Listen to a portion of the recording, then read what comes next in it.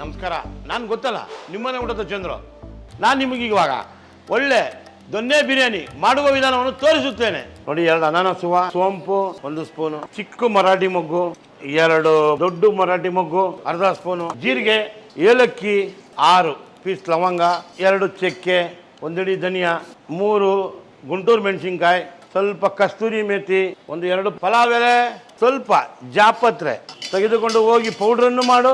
ನೋಡಿ, ಈಗ ಮಿಕ್ಸಿಲಿ ಮಾಡಿರೋ ಗರಂ ಮಸಾಲ, 2 ಬೆಳ್ಳುಳ್ಳಿ, ಸ್ವಲ್ಪ ಶುಂಠಿ, 1 ಕೈ ಹಿಡಿ ಹಸಿಮೆಣಸಿನ್ಕಾಯಿ, 1 ಕೈ ಹಿಡಿ ಪುದೀನ, 1 ಸ್ವಲ್ಪ ಪಾಲಕ್, 1 ಕೈ ಹಿಡಿ ಕೊತ್ತಂಬರಿ, ರಾಹುಲ ಚಂದ ರುಬ್ಬಿ ಬಾರ ಮಾರಾಯ.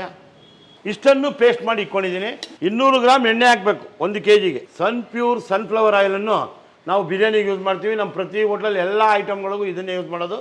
ನಾನು ಸುಮಾರು 25 ವರ್ಷಗಳಿಂದ ಇದನ್ನು ಯೂಸ್ ಮಾಡ್ತಾ ಇದ್ದೀನಿ. 2 ಈರುಳ್ಳಿ ರುಬ್ಬಿದ ಮಸಾಲೆಯನ್ನು ಕುದೀತಿರುವ ಎಣ್ಣೆಗೆ ಬಿಡುತ್ತಿದ್ದೇನೆ. ಗರಂ ಮಸಾಲ ಈಗ ಇದು 1 ಸ್ಪೂನ್ ಹಾಕಿ, ಸ್ವಲ್ಪ ಅರಿಶಿನ, ಉಪ್ಪು 1 ಕೈ ಹಿಡಿ, 1 kg ಚಿಕನ್, 1 kg ರೈಸ್, ಬುಡಮ್ಮ ರೈಸು, ಜೀರಾ ರೈಸ್ 1 ಲೀಟ್ರು, ಆಯಿತಾ?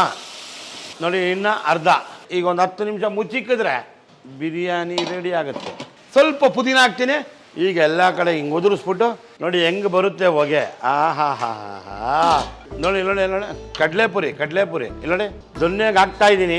ದೊನ್ನೆಯಲ್ಲಿ ಹಾಕುವ ವಿಧಾನ ದೊನ್ನೆ ಬಿರಿಯಾನಿ. ನೋಡಿ, ದೊನ್ನೆ ಬಿರಿಯಾನಿ, ಲೆಗ್ ಪೀಸ್ 2 ದಪ್ಪ ಪೀಸ್, ಅನ್ನ, ಸಾರು, ಮೊಸರು ಬಜ್ಜಿ ನಮ್ಮ ಹೋಟ್ಲಲ್ಲಿ ಕೊಡುವ ವಿಧಾನ.